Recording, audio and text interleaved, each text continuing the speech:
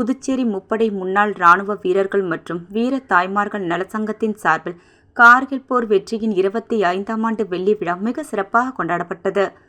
புதுச்சேரி முப்படை முன்னாள் ராணுவ வீரர்கள் மற்றும் வீர தாய்மார்கள் நலச்சங்கத்தின் சார்பில் கார்கில் போர் வெற்றியின் 25ஆம் ஆண்டு வெள்ளி விழா கடற்கரை சாலையில் உள்ள கார்கில் போர் நினைவு சின்னத்தில் மலர் வளையம் வைத்து அஞ்சலி செலுத்தப்பட்டு மிக சிறப்பாக கொண்டாடப்பட்டது.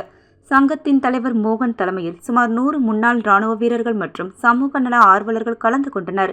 இவ்விழாவில் கலாம் விதைகளின் விருச்சக சமூக இயக்கத்தினர் நிறுவனர் ராஜா, முனைவர் ரேகா ராஜா, கலாம் சமூக இலக்கியம் மற்றும் இயற்கை பாதுகாப்பு அமைப்பின் நிறுவனர் டாக்டர் இளங்கோவன், நேதாஜி சுபாஷ் சந்திரபோஸ் மக்கள் சேவை மையத்தின் நிறுவனர், எல்லை பாதுகாப்பு படை வீரர் டாக்டர் சசிகுமார் மற்றும் அனைத்து சமூக தன்னார்வலர்கள் அமைப்பின் தலைவர் சித்தானந்தம் ஆகியோர் விழாவில் சிறப்பு விருந்தினராக கலந்து கொண்டனர்.